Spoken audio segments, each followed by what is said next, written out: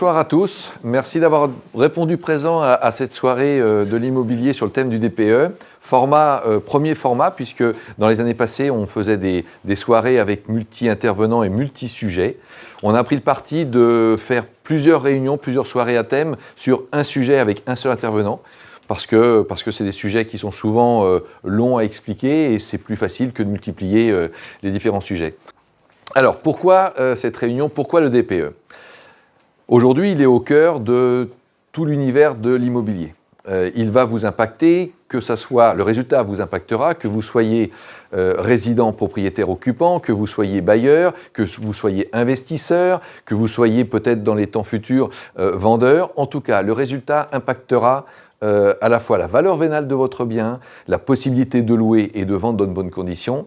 Donc c'est pour ça que nous souhaitions et nous avons de l'obligation d'informer nos clients de ce fameux DPE. Alors on abordera bien sûr le cadre législatif, depuis quand il a été créé, les conséquences et puis les conseils qui seront prodigués par M. Richeux. Je vous présenterai ensuite. Alors, vous connaissez tous cette petite diapo, que ce soit pour l'immobilier ou même pour les produits de consommation. Alors, pourquoi nous faisons cette présentation ? Que vous soyez, je le redis encore une fois, que vous soyez propriétaire occupant ou bailleur ou futur vendeur, peu importe, il aura des conséquences fortes sur le devenir de votre bien, l'utilisation de votre bien, mais également sur les locataires et sur les acquéreurs. Aujourd'hui, les banques, il y a quelque temps, ne regardaient pas le classement du bien qui était à vendre. Aujourd'hui, ce n'est plus le cas. Ils regardent si le DPE, si le bien est plus ou moins bien mal classé, et suivant son classement, il accorde ou il n'accorde pas le prêt, et en fonction surtout des travaux pour remettre au niveau. Donc il est vraiment incontournable et il est pénalisant pour certains biens. Alors aujourd'hui, bien entendu pour les propriétaires occupants, le résultat aura une incidence sur l'attractivité de votre bien parce que, effectivement, suivant le montant des travaux pour réactualiser le classement, eh bien, il pénalisera le prix de la vente de votre bien. Et puis, le résultat qu'annoncera le DPE, aussi va, suivant les conseils qu'il donnera, va permettre d'améliorer votre confort d'été et d'hiver. Il va aussi vous donner des informations sur la réduction du coût énergétique de votre logement. Et puis, c'est d'actualité, et puis c'est le devenir, c'est réduire l'impact carbone de votre logement. Pour les propriétaires occupants, pour les bailleurs, pardon, c'est d'informer sur les conséquences du classement, c'est d'informer votre possibilité de louer dans le futur ou de ne plus louer. Parce que vous allez voir plus tard, il y a des dates butoirs pour des logements mal classés, et qu'en fonction du classement que donnera le résultat de votre DPE, eh bien, vous ne pourrez plus louer votre bien. Donc c'est quand même très pénalisant. Le résultat va aussi impacter la rotation de vos locataires. Car aujourd'hui, on le voit bien au sein de Keredes, dans le service gestion locative, eh bien que les locataires regardent beaucoup le classement et surtout la consommation du logement, parce que l'énergie aujourd'hui est au cœur de toutes les préoccupations, et qu'un logement, même en E, aujourd'hui, eh bien, est moins attractif qu'un logement en A, en B ou en C. Et puis toujours, bien sûr, maintenir l'attractivité de votre bien et réduire l'impact de votre logement. L'impact de votre logement. Alors, je vais vous présenter notre intervenant, qui nous a fait le plaisir de venir ce soir. Monsieur Richeux, qui est le gérant de Bretagne Diagnostic, société de diagnostic qui réalise pas que du DPE, tout ce qui entoure le diagnostic obligatoire lors de vente ou de location, donc l'amiante, le mesurage, etc. Et il est lui-même diagnostiqueur, donc il pourra vraiment vous parler du DPE. Alors, le cadre législatif. On va aborder, bien sûr, la date de création, puis l'objectif, pourquoi il a été créé, les certifications qui sont obligatoires pour exercer ce métier de diagnostiqueur, le mode de calcul, parce qu'effectivement, souvent, on a eu des interrogations de la part de bailleurs, d'acquéreurs, de vendeurs, comment il est calculé, on voit des différences entre différentes sociétés de diagnostic, avec quels éléments il est constitué, qu'est-ce qu'a besoin aujourd'hui un diagnostiqueur pour réaliser un DPE, et puis derrière, il y aura bien entendu les conseils. Alors, il a été créé en 2006 avec plusieurs objectifs. Il a été mis, je crois, en place réellement en 2007. Hein. D'abord, c'était dans un premier temps d'avoir un outil performant pour maîtriser les dépenses d'énergie. Ensuite, le deuxième objectif était d'informer l'acquéreur locataire sur la performance du logement, savoir s'il était énergivore ou pas. Et puis, enfin, lutter contre le changement climatique en identifiant surtout les énergies très polluantes, comme le fioul, le charbon pour certaines contrées de notre pays. Donc voilà les objectifs, pourquoi il a été mis en place en 2006 et vraiment effectif en 2007. La certification. Alors là, je vais vous laisser la parole, parce qu'aujourd'hui, ce métier, on ne peut pas le faire n'importe comment. Non.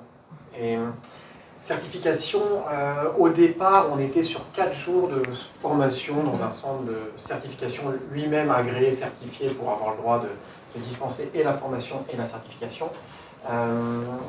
C'est en train de bouger là en ce moment, avec, j'imagine que vous avez entendu parler sur les différentes émissions, Capital, Que Choisir, de différentes incohérences par rapport à différents diagnostiqueurs sur un même bien, à des tendances un peu légères de certains sur la région parisienne. Donc les pouvoirs publics en ont pris connaissance et en ont conscience aujourd'hui, et donc la formation vise à se durcir un petit peu. On devrait être plutôt sur 10 jours maintenant. Certification valable 5 ans, récemment passée à 7 ans. Donc tous les 5 ans, on doit repasser notre examen. Contrôle sur ouvrage, contrôle réglementaire, c'est-à-dire que le centre de certification, au bout de 2 ans, nous demande la liste des diagnostics réalisés.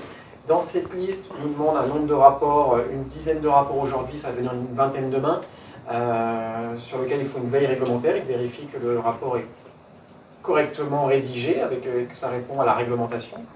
Et ensuite, ils choisissent un rapport sur lequel on retourne sur site pour vérifier que les informations du rapport sont conformes aux biens existants.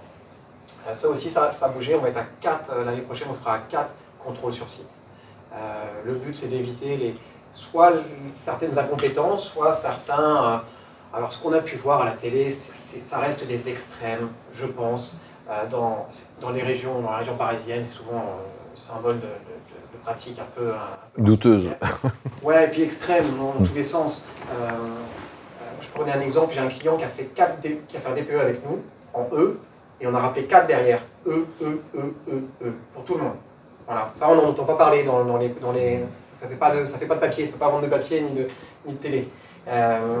Donc, les certifications, donc on est une certif à passer tous les 7 ans, contrôle veille réglementaire sur les documents et contrôle sur ouvrage. Et on tend à augmenter les contrôles dans les années qui viennent et à augmenter les durées de formation pour les cycles initiaux. Alors, ce qui a changé depuis la nouvelle mouture, depuis 2021, c'est votre responsabilité et surtout l'opposabilité du diagnostic, ce qui n'était pas le cas dans le passé. Pendant de 2007 à 2021, on a fait des DPE pour avoir une image de la consommation énergétique et de l'émission de gaz à effet de serre des bâtiments en France. Cette image, on l'a, toutes ces données depuis... on ne remontait pas les infos à l'ADEME en 2007, on a dû les remonter, je n'ai pas la date exacte en tête, mais je dirais que c'est 2018-2019, où tous les DPE sont remontés à l'ADEME. Donc ils ont une base de données. La moyenne en France était E. Maintenant, on l'a, on le sait. Les bâtiments en France sont responsables de pas loin de 2/3 des émissions de CO2. Donc, maintenant, on sait, nos bâtiments consomment et surtout polluent. Le but, il est là, il est surtout d'arrêter de polluer plus que de moins consommer. Il est vraiment d'arrêter de polluer. C'est le CO2 qui nous intéresse principalement. Et donc, maintenant qu'on a cette image, il y a eu donc un nouveau DPE avec plus de données d'entrée, plus de précision, plus d'éléments, donc plus de temps sur site, plus de contrôle. Donc voilà, ce nouveau DPE est dans un processus d'essayer de contraindre ou d'inciter les propriétaires occupants ou bailleurs à faire des travaux de rénovation énergétique. Voilà. En tout cas, ce qui est sûr, c'est que, vous le disiez, on a connu dans le passé des différences assez notoires, assez importantes entre les différents DPE réalisés par différentes structures. Ce n'est plus le cas aujourd'hui parce que cette notion de responsabilité vous engage et vous oblige. Qu'on intègre dans notre DPE sont opposables. C'est-à-dire qu'un technicien qui irait dire qu'il y a 20 cm d'isolation dans un comble s'il y en a 10 ou 0, l'acquéreur qui achète le bien pourrait se retourner contre le diagnostiqueur en disant « j'ai acheté le bien sur présentation de votre DPE, il a été lu, paraphé, signé au compromis et à l'acte, je n'avais pas prévu cette dépense, vous me devez 20 cm d'isolation du plafond. » Clairement, c'est ça. Donc un technicien, un diagnostiqueur, on est assuré, on n'a pas de motivation particulière à apporter une trop bonne note, ni une trop mauvaise d'ailleurs. On a juste, nous, vocation à avoir la certitude des éléments que l'on relève sur le terrain et qu'on inclut dans le rapport, ni plus ni moins.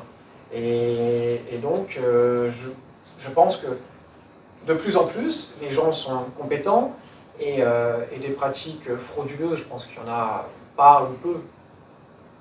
Non, enfin nous, de notre côté, pas dans notre région en tout cas.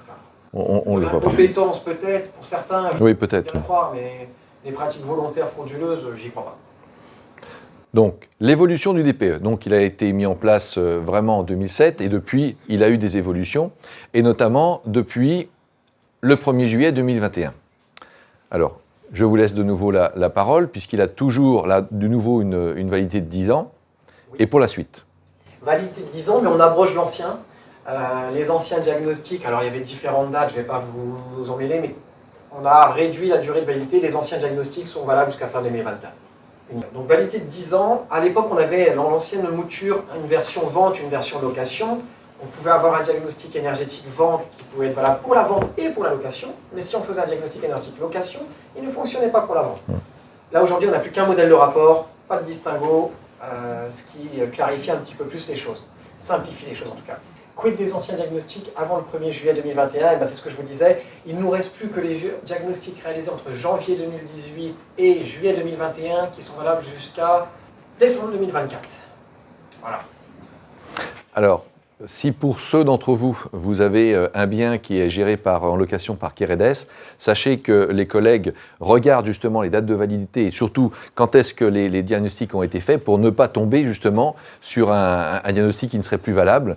Je vous invite, si vous en avez déjà fait à titre personnel, de bien regarder la date d'exécution et à ce moment-là de vous retourner vers un professionnel. Ça peut être lourd de conséquences parce qu'au moment du renouvellement de bail ou de l'acte notarié, si le diagnostic n'est pas en cours de validité, il peut y avoir entre l'ancienne et la nouvelle version des grands écarts. On peut avoir pas une catégorie ou deux, on peut en avoir 3 ou 4. Oui, c'est énorme. Donc il faut vraiment s'assurer qu'au moment de la signature du bail ou du compromis, d'avoir une version respectant la réglementation actuelle. Alors la méthode de calcul, c'est vrai que pour le grand public, c'est un peu opaque. Hein, c'est un peu opaque, donc on va l'évoquer rapidement. Donc, avant 2021, il y avait cette méthode qui était par facturation, sur facture. Il y avait deux méthodes. Avant, il n'y en a plus qu'une aujourd'hui. Une méthode dite 3CL et une méthode de facture. Pour les biens qui étaient anciens, avant 49, on appelait un bien ancien, et pour les biens collectifs sans compteur individuel, on utilisait un relevé de consommation. C'est-à-dire que sur un logement, si un bâtiment était des années 30, une maison années 30, je faisais un descriptif de toute l'enveloppe, du système de chauffage, du double vitrage, de l'isolation ou pas. Mais à la fin, je demandais les consommations, si c'est du fioul, des factures de fioul, du gaz, de gaz, et l'électricité. Et c'est cette consommation qui déterminait la note énergétique. Donc, il y avait du bon, il y avait du moins bon. La personne qui chauffait dur avait une mauvaise note, la personne qui ne chauffait pas en avait une bonne. C'était critiquable. Depuis 2021, je vous ai dit, le nouveau DPE vise à contraindre les gens, donc on ne pouvait pas contraindre avec deux méthodologies différentes. On ne pouvait pas faire deux poids, deux mesures. Donc ils ont fait le choix d'unifier la méthodologie de réalisation sur la méthode 3CL, sur la méthode où c'est la description de l'enveloppe et des caractéristiques techniques des parois et des systèmes de chauffage qui déterminent la note. C'était le cas avant 2021 pour les bâtiments anciens, on prenait les factures. Pour tous les autres bâtiments, c'était l'enveloppe. Aujourd'hui, plus de distinguo, n'importe quel bâtiment, individuel, collectif, ancien, récent, c'est l'enveloppe et les caractéristiques du système de chauffage et des parois qui déterminent la note. Donc depuis 1er juillet 2021, c'est la méthode dite 3CL. Donc comme vous a expliqué M. Richeux, elle prend les éléments constructifs du logement.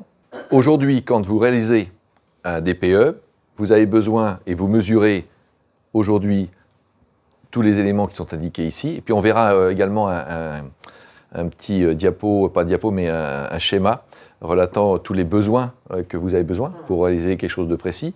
Donc, en 2 mots, vous mesurez tout ce qui est mesurable, plancher, plafond, l'épaisseur des murs, etc., etc. La composition des parois. Il y a plancher, plafond, mur, porte, fenêtre, ventilation, chauffage, eau chaude. Dans les grandes lignes, c'est ça qu'on doit décrire dans un bâtiment. C'est ça qui détermine la déperdition et les ratios.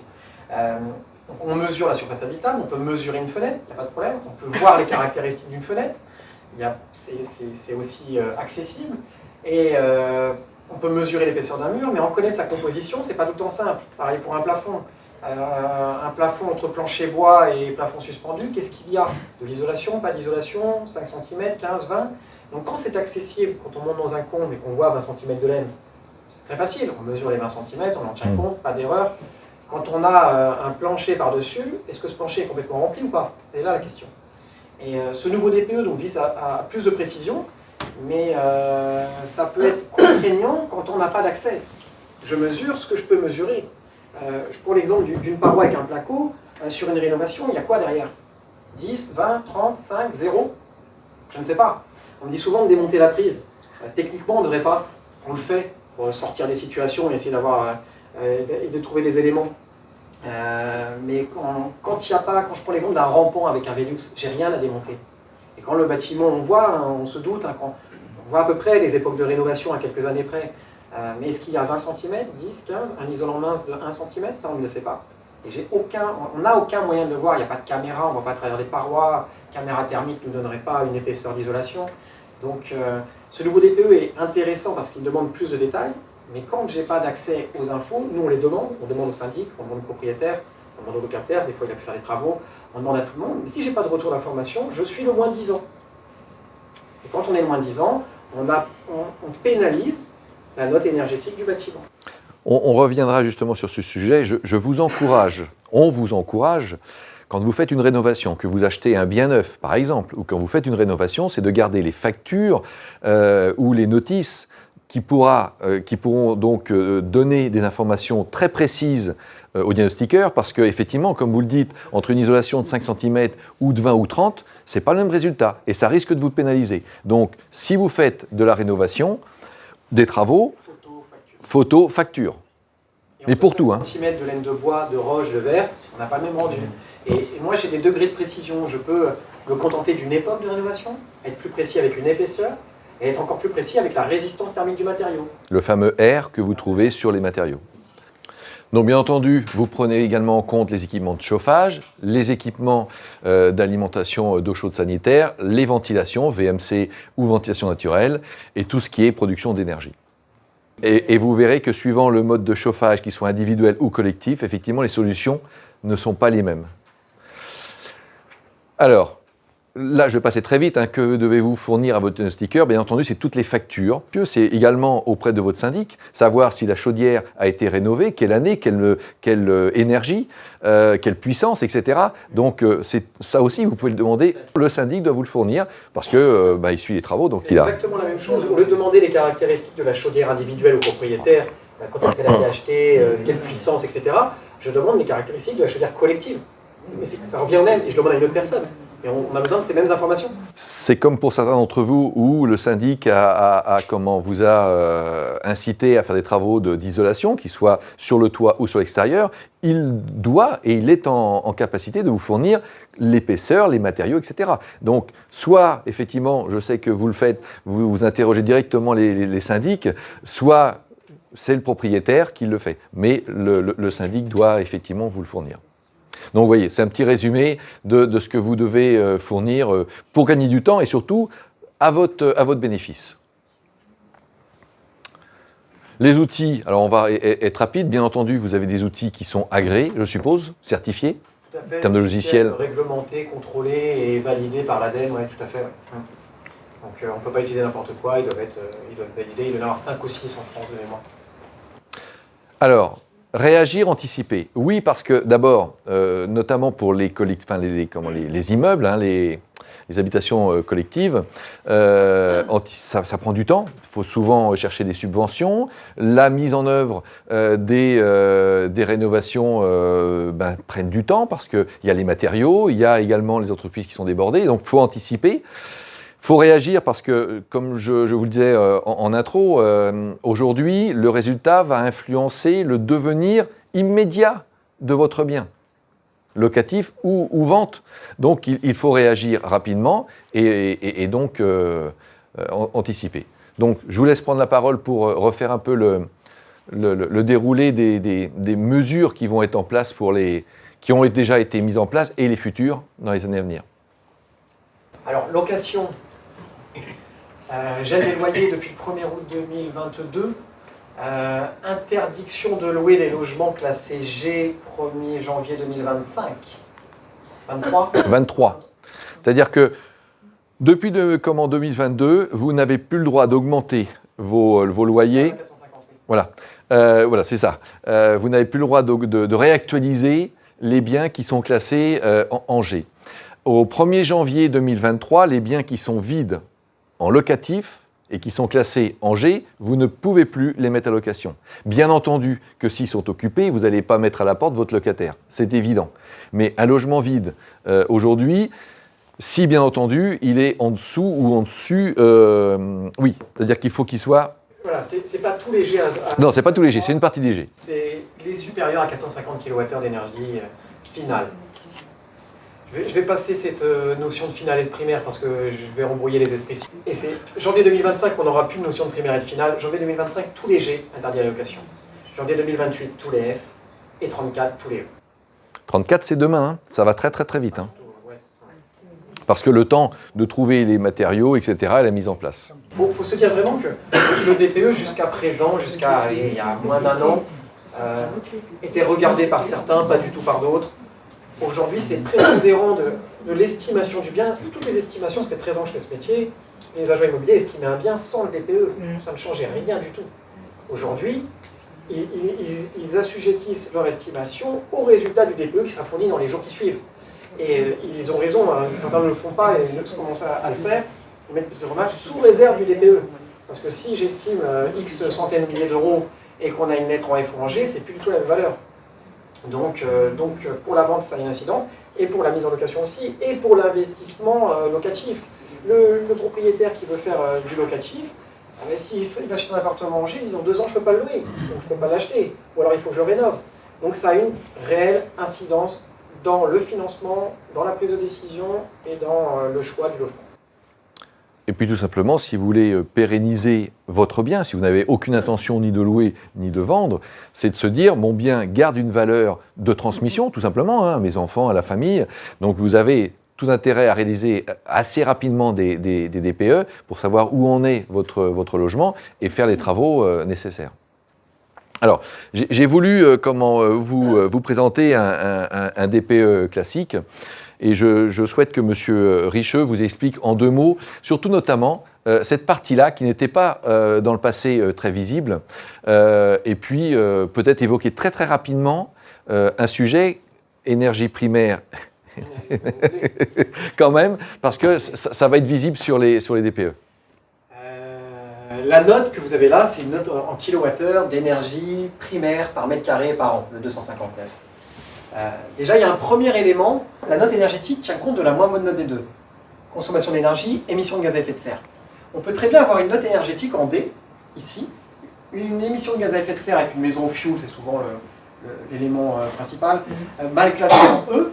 Le D à 250 devient un 250E, parce que la note énergétique tient compte de la moins bonne note des deux. Donc notre consommation d'énergie, notre note finale énergétique est dégradée par l'émission de CO2. On peut avoir une maison bien isolée, mais qui pollue, du coup sa note est dégradée. D'accord ? Pardon, vous disiez dégradé, mais vous avez dit E en gaz à effet de serre. C'est le E qui est moins bon comme note, non ? Imaginons. Pas le D ? Là, je suis à 259, je suis en E. Si ici j'étais en F, ce 259 n'est plus un E, c'est un 259F. D'accord. On tient compte, même si dans ce 259 est normalement une catégorie E. Ce qui n'était pas le cas avant. Ce qui n'était pas le cas avant. Et si on tient un tout petit peu compte, voilà, on va s'en accrocher. Énergie primaire, c'est une consommation d'énergie ici.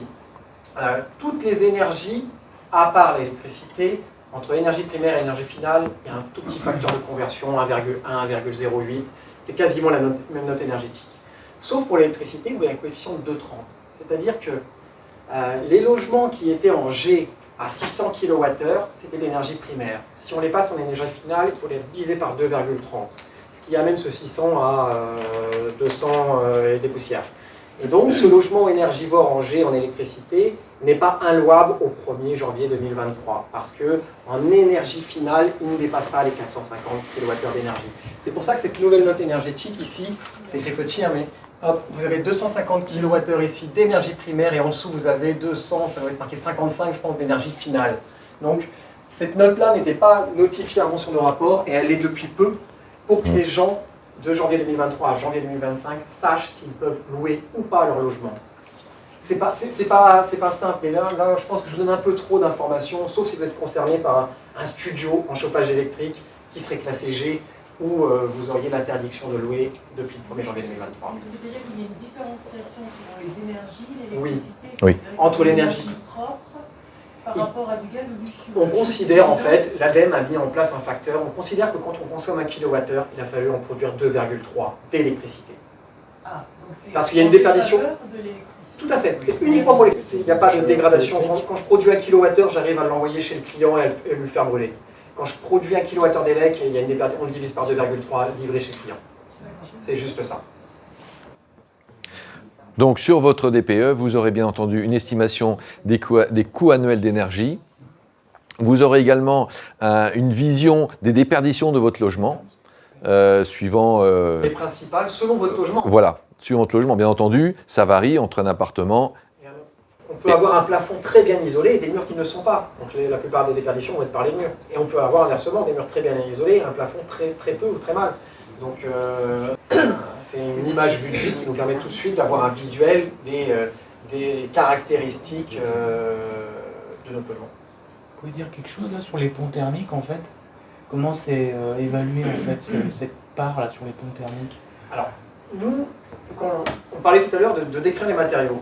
Si j'ai un mur en béton banché de 20 cm, je le notifie avec 10 cm de laine de verre et un doublage placo-plâtre. Je décris les éléments. Ce n'est pas moi qui détermine le U de 20 cm de béton, la déperdition de ce matériau, et la résistance thermique de 10 cm de laine. D'accord ? Je ne fais que renseigner les informations, et c'est l'ADEME qui a fait des calculs, des moyennes, et qui considère qu'un parpaing de vin, ça a telle résistance thermique, et qu'un mur en bois, ça a telle résistance. C'est des données rentrées dans le logiciel, on ne les choisit pas. Et les ponts thermiques, c'est la même chose. On doit, nous, lier les ponts thermiques plancher-mur et mur-mur, enfin, plancher et plafond au mur, et les murs-murs aussi ont des ponts thermiques. Nous, on ne fait que donner le linéaire de ces ponts thermiques. Si je mets un plafond bois, je n'ai pas de pont thermique. Le logiciel en tient compte. Donc, on ne va pas décrire un linéaire de pont thermique sur un plafond bois. En revanche, si c'est un plafond béton qui rentre dans le mur, il y a un pont thermique. On décrit le linéaire, le nombre de mètres linéaires, et il y a une incidence, il y a un algorithme derrière qui calcule une déperdition. Donc vous aurez bien sûr des recommandations, et on abordera un sujet également sur la relation avec le NeoSticker si vous souhaitez faire des travaux. Et donc là, c'est pareil, c'est une vue d'ensemble du logement avec derrière les améliorations qui ont été prodiguées. Et là, les recommandations, qui sont des recommandations un peu basiques, simples, automatiques, qui permettent de sortir, d'améliorer la note énergétique d'un logement. On y viendra tout à l'heure, mais moi je vous invite quand même, avant de faire toute rénovation ou toute amélioration énergétique, c'est quand vous avez un DPE, c'est de rentrer en contact avec un professionnel. Parce qu'on a tous été démarchés par des vendeurs de fenêtres, des vendeurs de nouvelles chaudières, etc. Et que peut-être que la rénovation d'un poste va aller au détriment d'un autre, ou ne va pas mettre, vous avez payé très cher, ne va pas forcément améliorer votre classement. Donc moi je vous invite réellement, sincèrement, à contacter un professionnel. Vous avez un DPE, qu'est-ce que je dois prioriser dans mes travaux? C'est pas forcément, et puis surtout, quand vous avez, par exemple, si on conseille de changer une chaudière, eh bien, c'est de demander au professionnel de ne pas surdimensionner non plus le matériau, ou comment dirais-je, voilà, parce que ça ne sert à rien. J'ai un exemple assez concret, un client qui fait une grosse rénovation sur une maison à Rennes avec architecte, avec isolation extérieure, qui prévoit plein de travaux, qui prévoit un budget de 200 000 € de travaux. Vous voyez, c'est un beau budget. L'agent immobilier qui avait vendu la maison quelques temps, une bonne année avant. Et il recroise, il dit, on va faire les travaux, ça y est, l'archi est là. Il dit, mais vous savez où vous allez d'un point de vue énergétique? Ils savaient où ils étaient quand ils ont eu le diagnostic à l'achat. Ils étaient en E. Et ils prévoyaient une isolation par l'extérieur. Et cette isolation, on l'amène où? En D. Est-ce qu'on n'est pas limite? Ils prévoyaient 10 cm par l'extérieur. Parce que l'architecte avait conseillé ça. Ce qui était très bien. On était en D, pas loin du C. Est-ce que ça ne vaut pas le coup de se poser la question, de le faire venir, de simuler cette isolation par l'extérieur, de faire une projection? Et en projetant au lieu de 10, en mettant 12 cm, forcément il y a un petit surcoût, mais pas énorme. En mettant 12 cm, on passait au C. Est-ce que le jeu, on ne veut pas la chandelle dans l'image de la maison, un jour à la location, à la revente? Mais il faut se poser la question. Et nous, on propose ce genre de service. Oui, c'est ça. Donc le diagnostiqueur, au-delà de donner le diagnostic, oui, il est capable de dire, Bien sûr. Si vous faites ça, vous aurez ça dans votre logement. En priorité, il va falloir travailler là-dessus. On fait ce qu'on appelle une projection ou un DPE virtuel qui n'a pas de cadre, n'est pas utilisable parce que je simule, si vous voulez, il y a un mur qui n'est pas isolé, on est en E, je simule une isolation par l'extérieur, je fais que rentrer dans l'algorithme, puis voilà, je fais comme s'il y avait 10 cm, et donc j'ai ma future note énergétique. Et donc je peux prouver au client, lui donner l'assurance qu'en faisant tel et tel travaux, il aura sa note énergétique future souhaitée. D'accord. Donc le préalable, c'est que vous pécuniez d'abord. Oui. On fait le DPE de base, et après on fait une deuxième version, DPE projeté. Projeté, et donc vous avez ça et ça à faire. Ça évite de... Alors, tout dépend. Il y a des clients qui viennent me voir, mais disant je veux faire ça et ça, jusqu'où ça va m'amener? Non, mais vous êtes capable de dire, si vous êtes actuellement en E, si vous voulez passer en D, sur quel point il faut appuyer, sur qu'est-ce qu'il faut rénover, de quelle façon. qui permet de ne pas se faire avoir avec des gens qui vont vous vendre n'importe quoi. Tout à fait. D'accord. Et donc, dans la nouvelle mouture du DPE, vous avez l'évolution après travaux, l'évolution du classement. Donc, ça vous donne une belle projection. Et donc là, vous avez tout le descriptif, les épaisseurs, les performances de chaque matériau, etc. C'est un scanner, c'est pas très visible, mais... Là, c'est les données qu'on a rentrées, la surface de mur au nord, la surface de fenêtre, la caractéristique de la fenêtre. Là, c'est tout le détail. Dans les précédents DPE, on n'avait pas ça. On ne pouvait pas vraiment voir si on s'était trompé ou pas. Là, si vous êtes un peu technicien, si je dis qu'il y a 10 mètres linéaires de mur au nord et qu'il y en a 12, vous pouvez le constater. Cette notion de responsabilité, d'opposabilité est quand même forte pour vous. Ça vous engage, c'est énorme. Hein. Les assureurs se retirent un par un du marché du diagnostic parce que le taux de litige explose et pour une petite prime, on ne paye pas des grosses primes d'assurance. Les litiges peuvent être 10 000, 20 000, 100 000 euros, ça peut aller très vite. Donc les assureurs se retirent un par un du marché. C'est un vrai problème. C'est un vrai problème dans notre métier aujourd'hui. Donc moi, clairement, j'ai pas envie de jouer. Pas envie de jouer, donc on ne prend pas de risque. J'ai aucune raison, à ce que je vous disais tout à l'heure, de surnoter ou de sous-noter une maison. Donc on essaye, et quand on me dit j'ai mis 20 cm ici, je dis oui monsieur, vous avez la facture? Non monsieur, je mets inconnu, je ne sais pas. Et inconnu revient sur des bâtiments anciens à dire qu'il n'y a rien derrière. J'ai le droit de faire ça, on ne me l'a pas prouvé. Et je suis le moins 10 ans. Donc ça revient à ce que je vous disais tout à l'heure, afin d'éviter toute incompatibilité dans votre logement. Parce qu'effectivement, si vous mettez une mauvaise isolation, un chauffage trop puissant, etc., bien vous allez créer des problèmes d'abord de pathologie, de condensation, peut-être même vous allez accentuer des ponts thermiques, peut-être, et puis vous n'allez pas avoir les résultats espérés. Donc, comme vous disiez, M. Richeux, c'est d'abord d'écouter le professionnel du diagnostic, ses conseils, et puis de prioriser les améliorations. Alors, dans une copropriété, il y a deux choses, évidemment. Vous avez le chauffage individuel, puisque vous avez quand même beaucoup d'immeubles qui ont du chauffage individuel, quand même, et puis vous avez certains immeubles qui ont du chauffage collectif. Et là, effectivement, les améliorations, alors le diagnostic en soi n'est pas tellement plus compliqué. Non, l'obtention des informations. Voilà, ça par contre oui. Il y a des fois des changements de syndic où le syndic me répond je ne sais pas. Je ne sais pas, puisque j'ai plus le dossier. Je ne sais pas, là, je mets qu'il n'y a pas. Tout à fait. Mais là, la problématique, c'est que d'abord c'est des grands bâtis, que les décisions se prennent à plusieurs, et que, ben, suivant les modes de chauffage, eh bien, les améliorations sont peu ou pas possibles. Donc la copropriété est un réel problème. Alors, problème en disant de la mise en œuvre en tout cas. Alors, bien entendu, la copropriété peut à moindre coût faire des améliorations. Les toits terrasses peuvent être isolés, les façades peuvent être isolées, les systèmes d'eau chaude sanitaire également. Également, dans les parties privatives, vous avez dans les cages d'escalier des fois des isolations possibles ou des remplacements de fenêtres. Mais le plus gros poste est souvent l'enveloppe extérieure et le chauffage.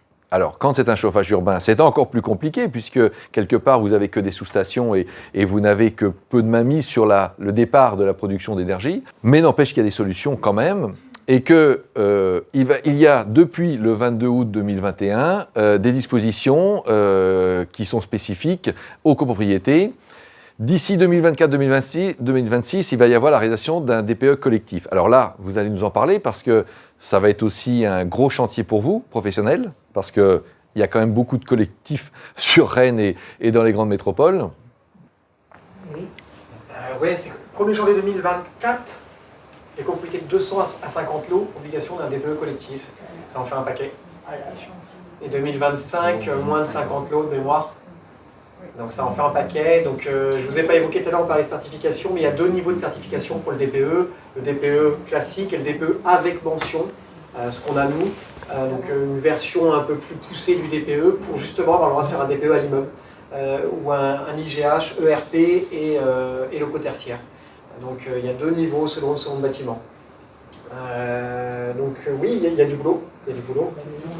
Alors, je vous invite auprès de vos gestionnaires d'immeubles d'anticiper toutes ces dispositions, parce que vous le savez bien que d'abord dans une copropriété, il y a un vote, donc il faut déjà que ça passe, qu'il y a aussi des problématiques de financement, parce que ce ne sont pas des petits travaux, on ne va pas changer une fenêtre ou une petite chaudière, ça va être des gros travaux.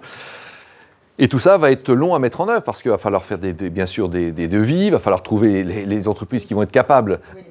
Voilà, et là c'est plus un artisan, c'est une grosse société, parce que c'est souvent des immeubles avec des échafaudages, etc. Et donc je vous invite, et puis il va falloir trouver des financements. On entend partout de cette fameuse prime Rénov' qui traîne pour être indemnisée, mais il y a aussi d'autres leviers. Je vous invite à solliciter vos gestionnaires. D'abord, vous les aiderez parce qu'ils ne vont pas aimer travailler dans l'urgence, mais aux prochaines AG de mettre à l'ordre du jour. Vous êtes peut-être dans des conseils syndicaux, de soulever ce sujet parce que c'est quand même très important.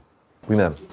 Concernant une résidence datant de 1974, avec un ravalement fait en 2017 et à cette occasion une étude globale conduite par un architecte, comprenant notamment un audit énergétique.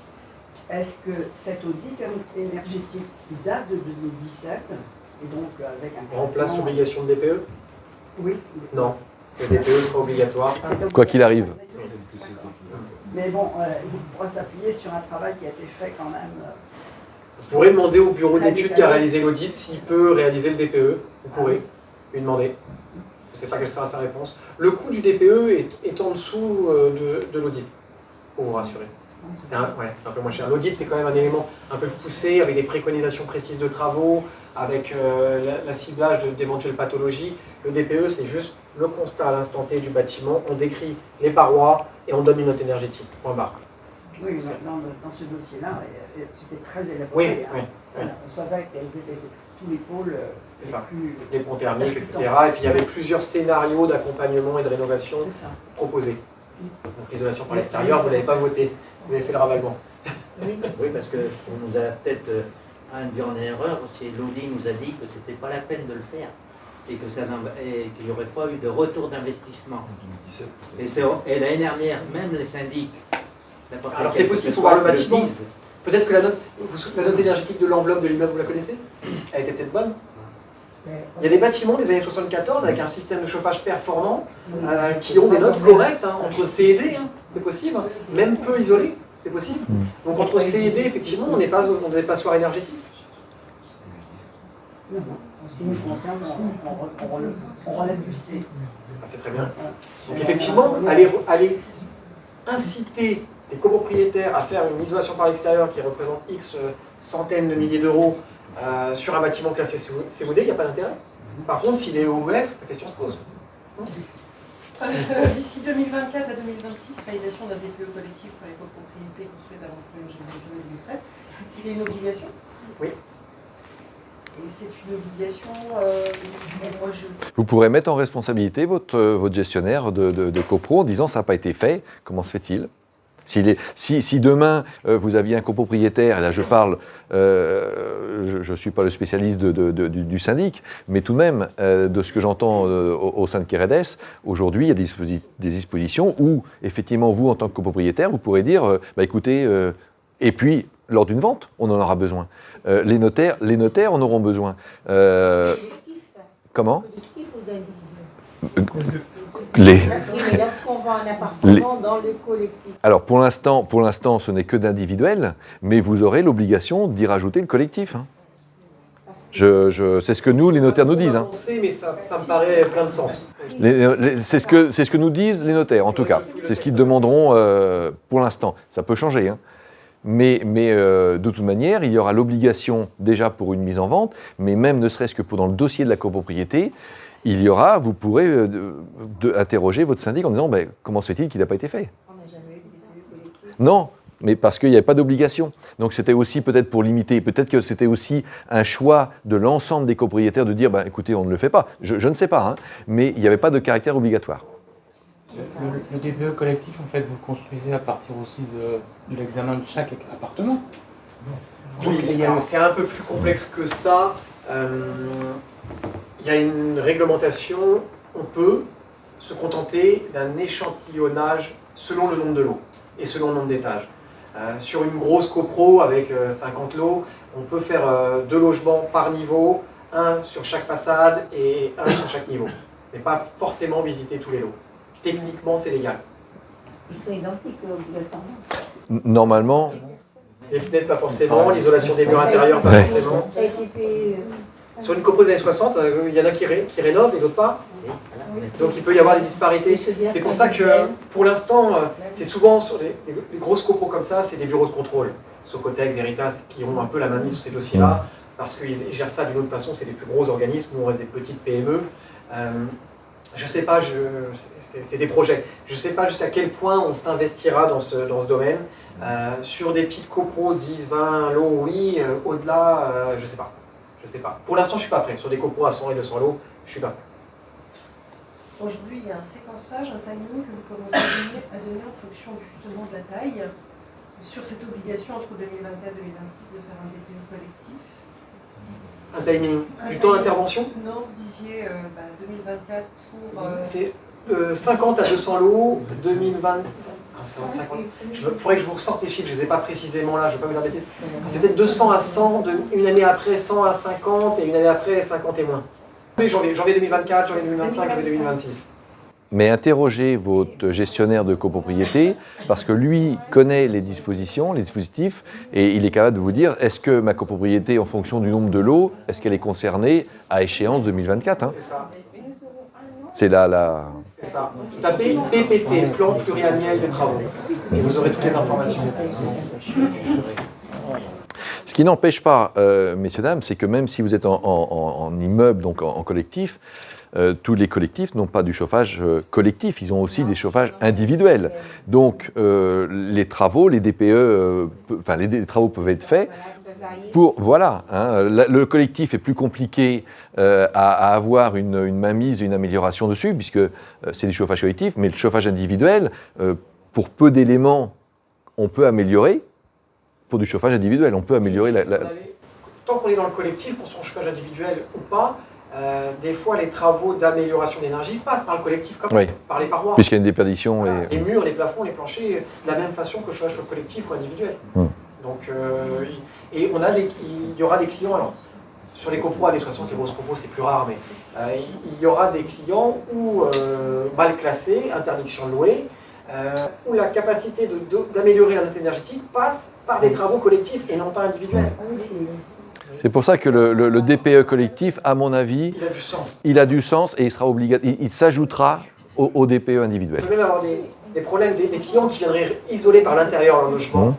Quelques années après, la copro vote l'isolation par l'extérieur. C'est un peu, il y a une perte de surface, il peut créer une pathologie, isolation, humidité dans le mur. Vous voyez, donc il y a une vraie réflexion à avoir avec le syndic et quand on vous incite à faire des travaux parce qu'ils sont justifiés et bénéfiques, même si ça coûte, il faut l'entendre d'une bonne oreille parce que c'est important pour la collectivité. Oui, alors c'est un peu particulier. Pour un bien loué avec un bail commercial. Mais Complètement différent, on est toujours sur la méthode de facture. Pardon? On est toujours sur la méthode de facture qu'on évoquait tout à l'heure. Le Oui. tertiaire est complètement à part. C'est à On parle part, que oui. d'habitation. Là. Oui, mais avec une partie habitation. Oui. Oui, Il y a deux DPE différents. Mm. Un DPE pour l'habitation, un DPE pour le local commercial. D'accord. Deux utilisations différentes, donc deux DPE. Ouais, monsieur. Vous avez parlé du contrôle de CO2. Est-ce que vous parlez du contrôle des microparticules comme le bois et le mazout? Non, je ne contrôle pas le CO2. Je ne fais que l'estimer. Oui, les microparticules, Non plus. La note énergétique est là pour donner une consommation d'énergie et une émission de gaz à effet de serre. Point barre. Et je ne mesure rien. Je ne mesure rien. Je ne fais qu'estimer une moyenne conventionnelle selon les caractéristiques techniques du bâtiment. Madame? Moi, je peux poser une question simplement sur les coûts générés par effectivement les travaux d'isolation, quelle que soit la nature de ces travaux. Quel est le retour sur investissement? Parce qu'on sait qu'on touche au portefeuille, ce sont des investissements lourds pour chacun des copropriétaires. J'entends l'intérêt écologique vertueux, mais je me demande quel est le retour sur investissement, à partir de combien d'années on rentre compte dans son investissement? Ça dépend. Ça dépend. C'est compliqué de répondre à ça pour deux raisons. La première, alors, déjà sur le DPE, c'est noté. Vous avez isolation du mur par l'intérieur, tel coût, retour sur investissement estimé, nombre d'années. Vous l'avez. Mais si on regarde aujourd'hui, dans 5 ans, le gaz aura doublé. Votre retour sur investissement va peut-être aller 2 fois plus vite. Pourtant, on voit que le gaz est mieux noté que l'électrique. Oui, mais demain le fioul, peu importe, ou les legs, double, tout est possible. Donc vous donnez aujourd'hui un retour sur investissement, oui. Dans 6 mois, dans 1 an, il sera différent. Quoi qu'il en soit, on est tous d'accord, on pollue trop. Il faut arrêter de polluer, hein, c'est notre planète. On est là pour ça, hein, c'est pour la planète. On va inciter les gens à ne plus mettre de radiateur électrique. Maintenant, c'est même le gaz, plus mettre de chaudière gaz. Le fume, on n'en parle même pas, c'est poubelle. Il nous reste plus que les pompes à chaleur, pour faire simple, et le solaire. Si on remplace une chaudière fume par une chaudière gaz, elle coûte plus cher, l'entretien coûte plus cher, la vétusté, elle va tomber en panne au bout de 10 ans, il faudra la changer. Ça vous coûtera plus cher, peut-être même le double, mais vous ne polluerez plus. Beaucoup de bâtiments Saint-Nic-Kirélès, c'est chauffé par des gens, par la chaufferie. C'est très bien, c'est un mode de chauffage qui est très performant. Et c'est pour ça que vous avez une bonne note énergétique et qu'on ne vous a pas recommandé l'isolation par l'extérieur. Comment? C'est pour ça que vous n'avez pas fait d'isolation par l'extérieur, parce que le rendement de ce système de chauffage est très bon. Et tant mieux. Et les façades haussmanniennes, comment est-ce qu'on fait une isolation par l'extérieur? Les façades, Personne ne vous impose d'isoler par l'extérieur. Il faut aller vers les solutions et pas vers les problèmes. On peut très bien l'isoler par l'intérieur, pas tout le temps, des fois. Et des fois on ne peut pas, et ben on trouve d'autres systèmes, et on ne sera pas forcément A ou B, on sera peut-être que D. Mais on a les solutions, des ballons d'eau chaude thermodynamiques s'installent dans du collectif, sans problème. C'est pour ça qu'il faut une réflexion bâtiment par bâtiment. L'isoler par l'extérieur c'est mieux, c'est plus efficient, on est d'accord. Mais si c'est pas possible, ben on se contente de l'intérieur. Ça veut dire qu'à ce moment-là, tous les copropriétaires doivent faire l'isolation par l'intérieur. Oui et non. Oui. Mais vous n'avez pas on ne va pas contraindre les gens. Pour l'instant, on ne les contraint pas. On n'est pas dans ces... Ça viendra peut-être. Donc vous n'aurez pas le même DPE sur les appartements et dans le même collectif. Mais quel est votre intérêt que votre voisin ait un bon DPE pour vous? C'est votre logement qui a de la valeur. Celui du voisin, s'il est moins bien isolé, il va vous le vendre un peu plus cher que lui. Si, assurément. Aujourd'hui, c'est plus, je vous l'assure. Est-ce qu'un immeuble collectif mais monopropriétaire est concerné par le DPE collectif? Normalement, oui, systématiquement depuis 15 ans. Normalement. C'est jamais le cas. Là, vous posez une autre question qui est lourde de conséquences et peu de gens savent, même la FNAIM n'arrive pas à me répondre là-dessus. On doit faire l'audit énergétique pour les bâtiments classés F et G à la vente en monopropriété. Voilà ce que disent les textes. Donc un petit collectif de 4 appartements en monopropriété, on fait 4 apparts, il y en a un A, un en B, un en C, un en F, qu'est-ce que je fais de ça? Normalement, vu qu'on prend la monopropriété, on devrait faire des diags au logement, pas de problème, mais on aurait dû faire aussi un DPE à l'enveloppe. On n'est jamais fait. Les notaires ne le demandent pas, les agences non plus, ils ne le savent pas, personne la loi est mal appliquée. Et normalement, on ne doit pas faire d'audit sur un appartement, donc si l'appartement est F, je ne fais pas d'audit sur l'appart. En revanche, je devrais faire un DPE à l'enveloppe, et si la moyenne donne un E, pas d'audit sur l'immeuble. Si la moyenne donne un F, audit à l'immeuble entier, en monopropriété. Mais l'audit concernera que l'immeuble, il ne concernera pas chaque logement du coup. Non, tout l'immeuble, comme une grande maison. D'accord. Mais du coup, ça ne concernera pas chaque logement pris individuellement. Pas individuellement, non. D'accord. Ouais. Donc on aura en gros un audit pour l'immeuble et un DPE par logement. Un DPE par logement, un DPE à l'immeuble, qui, DPE à l'immeuble, préconisera, enfin obligera à un audit à l'immeuble. Audit à l'immeuble que nous, diagnostiqueurs, n'aurons pas le droit de faire. Alors qu'on peut faire le DPE. Ça aussi, c'est un point de complexe. Aujourd'hui, vous ne faites que les DPE collectifs, et si on vous demande un audit énergétique... Sur un niveau, je ne peux pas. C'est sociétés qualifiées RGE, c'est des thermiciens, bureau de contrôle. Et là, je vois inscription aussi du fameux PPT. Faites-vous ça? Plan pluriannuel de travaux, c'est ce que j'évoquais tout à l'heure, avec le DPE collectif. Je ne sais pas jusqu'à quel point je vais être capable d'y répondre dans 1 an et demi. On est une petite PME de 12 personnes, ce qui est déjà une belle société dans le monde du diagnostic. Mais pour assurer ce type de marché, faire un DPE sur un immeuble de 100 lots, c'est une semaine de travail, donc c'est bloqué à technicien une semaine. Alors faire un DPE sur une maison, c'est 2 heures. Vous voyez, on n'est plus sur le même marché. Donc je ne sais pas encore. J'aimerais bien, mais ça demanderait plus de salariés. Vous avez peut-être déjà répondu à la question. Le diagnostic, enfin, le logiciel utilisé par les diagnostiqueurs est-il unique ou y a-t-il... Il y en a 5 ou 6 en France réglementés. Mais avec la même méthode de calcul. Alors je voulais aussi attirer votre attention, puisque c'est la grande mode depuis quelque temps, comme pour les estimations des biens en ligne, c'est je ne vous encourage pas du tout, et je pense que vous n'allez pas me contredire, on le voit fleurir maintenant sur Internet, c'est les DPE en ligne. Je ne vous encourage pas. Alors effectivement, le prix est très attractif, c'est comme pour les estimations de biens, je vous déconseille. Ça, alors au niveau valeur juridique, ça je pense qu'on peut faire une croix. Et au niveau valeur étiquette, autant dire que là, c'est la bouteille à la mer. Hein, faut pas faire ça. Mais à ce niveau-là, je vous déconseille. Avez-vous d'autres questions? Concernant les choses sanitaires, quel est le poids d'un DPE? Qu'est-ce qui est préconisé comme... Alors le poids, tout dépend du système d'eau chaude. Un système d'eau chaude performant aura moins d'incidence qu'un système d'eau chaude peu performant. Tout dépend de la surface du logement. Sur un petit logement, bien isolé, 50 mètres carrés, moins de 20 ans, l'eau chaude est la même part que le chauffage. Et on ne se rend pas compte. Hein. Et il y a des gens, des fois, un exemple, hein, on est dans une petite maison, on a un ballon d'eau chaude dans le garage de 200 litres, hein, une maison qui a une vingtaine d'années, le ballon lâche, on va chez le fournisseur choisir un ballon, tiens 300 litres il n'est pas plus cher à peine, on se paye le luxe de 300 litres, on consomme le double. On ne se rend pas compte, il est dans le chauffage, pas isolé, le garage est froid, c'est une erreur énorme. Et les chauffe-eau instantanés? Ils ont un bon rendement sur le DPE. Dans l'application, je ne suis pas si convaincu. Oui, monsieur. Sur des fenêtres en bois en simple vitrage, qui sont assez récentes, ce serait dommage de les jeter. Si je rajoute un double vitrage avec des parts closes en bois à l'intérieur. Sur le vitrage. Ça ou rien, c'est pareil. Pardon? Non, aucun intérêt. Non. Aucun intérêt? D'un point de vue énergétique, d'un point de vue note finale. Ouais. Peut-être pour votre confort. Mais moi, si je l'inclus, c'est... Ça ne sera pas compté comme un double vitrage avec un... Ah bah non, ça n'en est pas. Le ressenti sera meilleur, parce que vous sentirez moins l'air froid, mais au niveau de la performance et du résultat DPE, aucun intérêt. Et si c'est un double vitrage?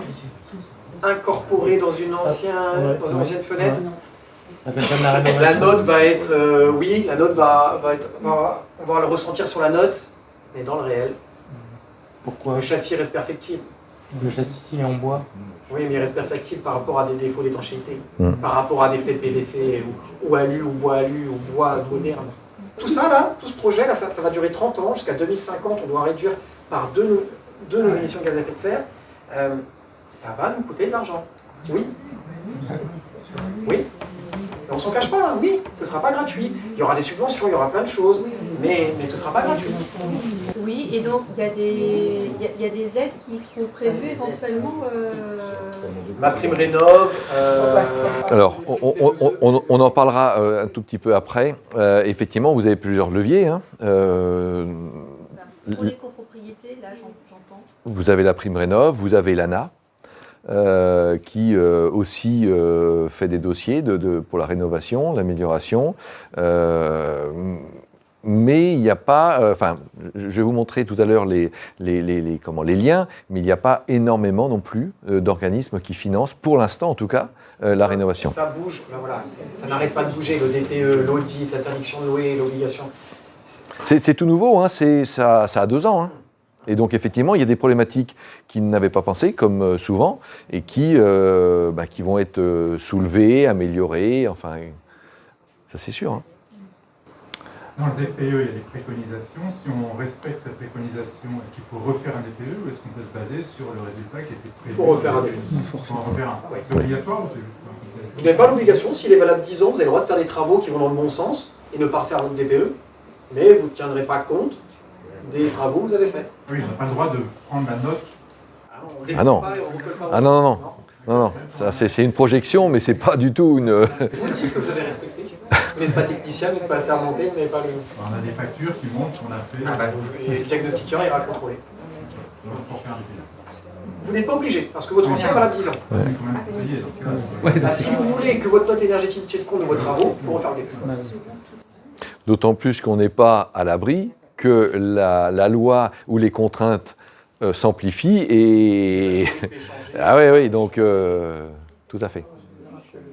Encore faudra-t-il qu'il y ait une offre de logement locatif notamment suffisamment importante pour répondre à la demande. Alors ça, c'est encore un autre... Je suis bien d'accord avec vous, madame, c'est un autre problème, tout à fait. Si vous n'avez pas d'autres questions directes à M. Richeux, je vais le libérer parce qu'il a une contrainte forte tout de suite après. Alors, on voulait également aborder des préconisations qui sont simples. Alors, ce n'est plus là de l'ordre du DPE, mais plutôt sur, comment dirais-je, une façon de vivre, une façon de procéder dans son logement, qui est surtout pour économiser votre facture et l'impact de l'énergie sur vos revenus et sur votre portefeuille. Donc effectivement, il y a des petites choses toutes simples. On ne pense pas à éteindre les télés, à débrancher les ordinateurs, etc. Sachez que quand même, éteindre une veille permet d'économiser environ 15%, soit 100 € par an. Et également tout ce qui est ne pas utiliser les heures creuses et de faire donc des programmations de votre machine à laver et de votre lave-vaisselle. Toutes ces choses-là, on n'y pense pas. Mais au final, ça vous permet d'économiser ou de freiner en tout cas le coût de l'énergie. Alors, évidemment, aujourd'hui, il y a des systèmes de lumière qui sont plus performants, notamment les LED. Sachez qu'aujourd'hui, les tubes néons, les lumières basse consommation, les ampoules basse consommation ne sont plus vendues. Alors, elles sont vendues parce qu'il y a encore du stock dans les magasins, mais elles ne sont plus produites. Donc, si demain vous avez un système qui ne peut supporter autre chose qu'un néon, je vous encourage quand même à faire du stock parce que vous n'en trouverez plus dans quelques années, peut-être d'ici 1 an, parce qu'il n'y a plus de production. C'est interdit. Attention également aux LED de déco, on les voit sur des meubles récents, modernes, ou dans les niches, etc. On voit des petites lampes sympas. Elles n'ont pas d'utilité autre que de décoration et elles consomment malgré tout. Donc c'est ce que je vous ai, hein, les ampoules de basse consommation ou les tubes ne seront plus, depuis février 2023, ne seront plus fabriqués. Évidemment, des gestes intelligents, on va dire de bonne foi, qui va de sens, hein, éteindre les lumières quand on quitte une pièce, essayer de profiter au maximum de la lumière extérieure. Évidemment, de faire tourner des machines à laver, on va dire sur des programmes éco, également de les faire tourner la nuit. Je vous invite à bien regarder également vos compteurs électriques, hein, de bien penser à avoir les heures creuses, parce que c'est quand même pas négligeable. Pour les machines la nuit, là, il faut voir avec ses voisins quand même. Ah, alors, ça, c'est un autre problème. Oui, non, mais je suis d'accord, suivant les dalles, qu'elles soient en béton ou en bois, et suivant les isolations que vous avez entre les cloisons, ça peut être vraiment très désagréable pour votre entourage. Donc effectivement, là on est dans des cas très spécifiques, mais on va dire si vous avez dans des immeubles, notamment que Keredes construit, des parties de chaufferie ou laverie collective, bon là ça résout le problème. Mais effectivement, c'est un problème. Donc on parlait effectivement des lave-vaisselle, avec aussi bien sûr des restrictions concernant l'utilisation. On a parlé également des jeux, des télés. Si vous avez des enfants, il laisse souvent les adaptateurs ou les charges de téléphone, les box, etc., qui consomment, sans s'en rendre compte, mais qui consomment puisqu'elles sont à longueur de jour allumées. Et on peut consommer, alors c'est l'ADEME, hein, et avec des expériences quand même assez poussées, des recherches assez poussées, on peut économiser environ 25%. Privilégier évidemment, ça a un coût, les appareils qui sont bien classés, parce qu'effectivement, plus ils sont hauts dans le classement, plus ils coûtent cher, hein, mais n'empêche que c'est quand même, au final, une économie d'énergie. C'est pareil, concernant l'eau chaude. On a parlé tout à l'heure des chauffe-eau ou des ballons d'eau chaude. Sachez qu'on trouve, nous, quand on visite des appartements ou des maisons, encore beaucoup de ballons d'eau chaude non isolés, soit dans les séchoirs, on les voit apparemment dans les immeubles, sur les balcons ou dans les garages, qui ne sont pas isolés. Les tuyaux restent à l'air libre. Ça coûte, l'isolation d'un ballon d'eau chaude, c'est 50 €. Hein.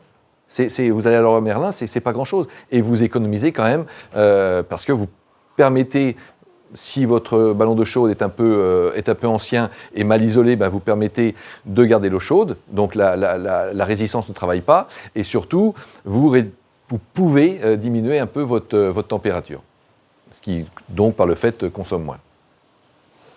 Les températures, alors on a entendu notre président qui parlait de 19 degrés un peu partout.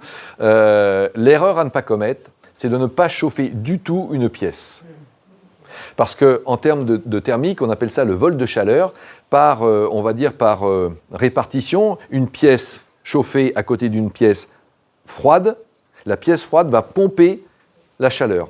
Et donc, il va y avoir forcément un équilibre, mais vous allez consommer plus pour maintenir la pièce chaude. Donc, plutôt harmoniser, plutôt baisser, mais pas couper les pièces. Le chauffage des pièces. Des aides financières. Alors, aujourd'hui, il existe plusieurs dispositifs, bien entendu. Et là, je vous demande de nouveau de vous rapprocher de votre gestionnaire qui est au fait de l'actualité de ce qui se fait en termes de subventions. Vous avez bien entendu la Priv'Rénov', que vous soyez bailleur ou copropriétaire occupant. Vous avez bien sûr des éco-PTZ, suivant le montant de vos travaux. Vous avez des prêts, certaines banques le font, des prêts pour la rénovation. Vous avez c'est pas vraiment, c'est pas une aide financière, mais c'est un avantage fiscal, c'est le déficit foncier, ce qui vous permet, quand vous faites des travaux dans un bien qui est loué, de créer du déficit et de pouvoir le répartir sur 10 ans. Je vous ai mis, mais vous aurez le lien en vidéo, certains liens, notamment sur ma Priv'Rénov', pour notamment les propriétaires occupants et bailleurs. C'est un guide. Et puis, il y a également le guide de l'ANA, pour notamment des travaux plus importants, puisqu'en général, c'est des enveloppes plus conséquentes. Et puis peut-être que certaines métropoles, Patrick Sibéras va peut-être nous le dire, il y a des métropoles qui aident également à la rénovation, qui participent, pas entièrement, mais je sais que certaines collectivités y ont pensé et veulent mettre ça en place. Alors, malheureusement, je ne pourrais pas répondre, je ne suis pas diagnostiqueur ni thermicien, même si on est au contact de ces professionnels régulièrement, mais Si vous avez des questions, n'hésitez pas. J'essaierai d'y répondre, ou en tout cas, on les notera et on vous répondra, et je le transférerai à M. Richeux. En tout cas, merci d'être venu. J'espère que ça a répondu à certaines questions, interrogations. Ça ne se voulait pas non plus trop technique, parce que là, c'est plutôt au cas par cas, hein, immeuble par immeuble. C'est plutôt de l'information comme nous souhaitons le faire, et puis surtout un accompagnement auprès de nos clients. Prochain événement, je n'ai pas encore choisi le thème. L'événement aura lieu au mois de septembre prochain. Alors, ce sera peut-être financier, ça sera peut-être juridique, je ne sais pas. Mais en tout cas, ça sera sur le même principe et sur un format qui ne dépassera pas le 1h30 pour ne pas alourdir vos soirées. Et au mois d'octobre prochain ou en fin d'année, on aura de nouveau une soirée de l'immobilier, mais là avec des intervenants comme des notaires, des experts comptables, etc., comme vous avez pu le connaître par le passé. En fait, moi j'avais une question. Donc, le DPE collectif, si j'ai bien noté, pour les copropriétés construites avant le 1er janvier 2013, c'est d'ici 2026, il faut que ce soit fait de toute façon. Ouais. Ah ouais. Qui sera rajouté à l'individuel. Quel que soit le nombre de lots. De toute façon, c'est exactement ça, c'est que c'est ce qu'on vous a montré. L'année dernière, à l'AG de Keredes Gestion Immobilière, on avait fait intervenir quelqu'un qui faisait des plans pluriannuels de travaux. Alors c'était un cabinet. C'était un cabinet spécialisé. Voilà, c'était. Qui montrait un peu l'enjeu à la fois du législateur, comment il souhaitait. Un bureau d'études. De manière plus coercitive. Parce que ce qui est compliqué dans la copropriété, vous le savez bien, dans le droit de propriété en France, c'est que on ne peut pas obliger. À un moment donné, vous êtes propriétaire, entre guillemets, vous faites ce que vous voulez. Sauf que avec les enjeux énergétiques et autres qui s'opposent, le législateur, il contraint de plus en plus. Donc il vous met des dates, il vous met des obligations d'audit, etc. C'est pour vous mettre dans une démarche. Ce qui était intéressant là, dans l'explication, c'est de montrer comment collectivement, surtout, il faut commencer à vous poser des questions en AG, parce que c'est maintenant en fait. C'est pas fin 2025 ou 26 qu'il faudra se dire « Ah tiens, il faut faire un plan pluriannuel de travaux » en fait. Là, les AG, vous savez, c'est souvent une fois par an. Donc, le temps que ça soit mis à l'heure du jour, vous commenciez à vous dire que, etc., préparer avec votre gestionnaire. Ça l'idée, c'était d'anticiper. La notion d'information, c'est l'anticipation. On vous l'a mis tout à l'heure, Stéphane. C'est que c'est des questions que vous devez vous poser maintenant. Ça se trouve, dans un an, vous aurez décidé. Puis après, vous allez mettre 6 mois à choisir pour faire un diagnostic qu'il faudra mettre en place et faire votre plan pluriannuel de travaux. Et ça, c'est le début. Parce qu'une fois le plan pluriannuel de travaux, c'est comment on met en place les travaux après. Ça, c'est juste parce que l'idée de faire du plan pluriannuel de travaux, c'est quand même d'engager vos travaux, parce qu'in fine, sinon, c'est la dépréciation effectivement de votre bien, de votre copropriété. Il y a quand même, toute chose vieillit avec le temps. Donc vous pouvez vous dire, sauf évidemment, vous êtes pour la plupart dans des immeubles anciens, et les immeubles neufs, ils se posent moins de questions, mais plus ça va aller, et de toute façon, effectivement, plus l'environnement va devenir entre guillemets coercitif. Donc là, c'est l'alerte pour dire c'est maintenant qu'il faut se poser les bonnes questions, c'est maintenant qu'il faut prendre des bonnes décisions, au moins de diagnostic, de PPT, des diagnostics à mettre en place. Il y en a qui ne sont pas si chers que ça au début. Après, oui, forcément, et puis les fonds de travaux qui vont avec, anticiper, parce que le jour où il faut faire un chèque, vous savez ce que c'est, quoi. Puis aller chercher des financements pour collectifs, individuels. C'est tous ces temps-là qui prennent. Nous, quand on a accompagné des rénovations de copro, ça prend un temps, entre guillemets, de dingue. Je ne sais pas si certains d'entre vous habitent le Gasset, mais c'est vraiment l'exemple très concret, où il y a eu pendant, je crois que ça a quasiment pris 10 ans, d'études, de réflexion sur quel poste on allait se pencher, trouver les financements, etc. Donc c'est une vraie réflexion. Ça a été une rénovation globale, notamment par l'extérieur. Mais encore une fois, moi je vous invite à vous rapprocher, à solliciter vos gestionnaires, parce que c'est le premier interlocuteur qui va mettre en route plein de réflexions. Donc, participez aux AG, sollicitez vos conseils syndicaux, allez voir, téléphonez à vos gestionnaires, ils sont là pour ça aussi. Je parle en leur nom, ils vont peut-être, je pense que c'est le discours est le même, mais il s'agit c'est vous qui avez l'avenir de votre copropriété et surtout de l'attractivité de votre bien. L'avantage que vous avez aujourd'hui, c'est que par rapport à encore il y a 10 ou 15 ans, il y avait moins d'intervenants, ils étaient un peu moins professionnels, un peu moins formés. Là, on voit qu'on a mis beaucoup de moyens et que c'est un enjeu majeur pour le pays. Vous avez vu, aujourd'hui, on dit toujours, c'est pas le parc neuf qui est l'enjeu majeur, même des pouvoirs publics, ils disent le parc. L'enjeu majeur, c'est le parc ancien. Parce que effectivement, on a beaucoup, et puis on a construit pendant pas mal d'années. Rappelez-vous, avant 75, il n'y avait aucune réglementation thermique. Les premières réglementations thermiques, c'est 75. Donc tout le parc avant. Mais rappelez-vous, il n'y a pas de problème de pétrole, de rien, ça valait rien, donc on n'isolait pas. Donc on a commencé les premières réglementations thermiques, c'est pour ça que souvent dans les dates de diagnostic, il y a 49, mais il y a aussi 75. Parce que c'est une date majeure, c'est à partir de là qu'on a commencé à mettre en place des réglementations. Mais aujourd'hui, vous avez de plus en plus d'acteurs pour vous accompagner, la puissance publique, des financements, à côté, juste à côté de l'immeuble d'à côté, c'est l'ALEC, l'Agence locale de l'énergie et de la consommation. Ils sont aussi de bons conseils, ils ont des diagnostiqueurs, vous pouvez aller les voir. Enfin, voilà.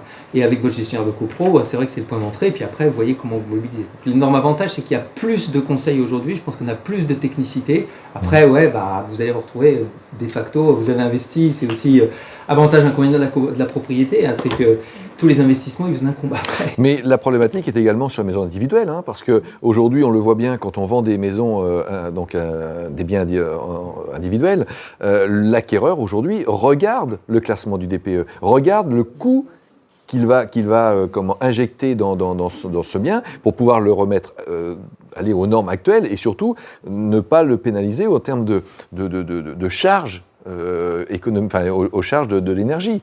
Donc, que ça soit en individuel ou en collectif, de toute manière, cet outil DPE est incontournable et c'est un facilitant pour justement anticiper parce que ça va se durcir, toutes les prochaines lois ou mesures. Un DPE individuel, en fait, vous êtes plutôt au moment de vente. Uniquement. Ou de la location. Sur la location, et là, ça reste, c'est pas une obligation.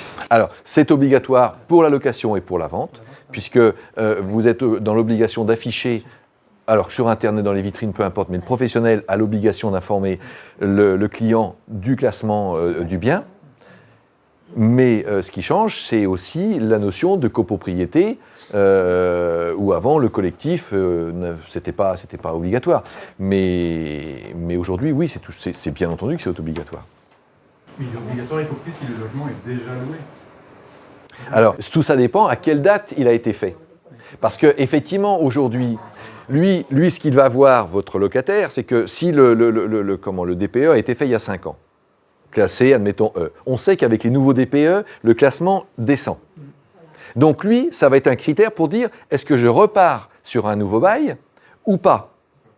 C'est comme ça qu'ils réagissent, on les entend, hein. Mes collègues me le disent, c'est comme ça que ça se passe. Donc je vous invite, bien entendu, alors peut-être pas d'affoler votre locataire, mais de réactualiser vos DPE, déjà parce que vous serez dans l'obligation quand vous allez remettre en location, et puis peut-être pour rassurer aussi, et puis peut-être aussi pour prendre les premières mesures, et puis le garder, parce que l'intérêt c'est peut-être de le garder aussi, votre locataire. Pour un locataire qui est là depuis avant l'instauration des DPE, est-ce qu'il faut faire un DPE ? Non, parce que si par tacite reconduction, le bail est donc repart, et on va dire que non, à l'époque, il n'y avait pas d'obligation. Par contre, si vous le relouez, bien entendu, là vous avez l'obligation, moi je vous invite quand même à le faire, parce que on a une tendance de locataires qui sont assez tentés d'envoyer des petites procédures ou d'aller voir l'ADIL, par exemple, en disant « moi j'ai une consommation exorbitante, j'ai pas de justificatif d'isolation, etc., de classement, je vais peut-être arrêter de payer ou peut-être demander une diminution ». C'est un peu la tendance. Hein. C'est un peu la tendance. Mais encore une fois, réactualiser au mieux vos DPE, le plus vite possible, et puis de prendre les mesures. D'accord. Et je poursuis un petit peu ce dont j'avais commencé à parler tout à l'heure. J'ai un local, c'est un local commercial principalement, avec une partie habitation. Mais c'est un seul bail, c'est un bail commercial. Mais il y a 2 utilisations. Pardon ? Il y a 2 utilisations. Oui, mais il y a un seul bail. Oui. Alors, qu'est-ce qui compte ? Est-ce que c'est les règles du bail commercial qui s'appliquent ? Ça dépend si c'est annexé, tout ça dépend quel est le lot principal.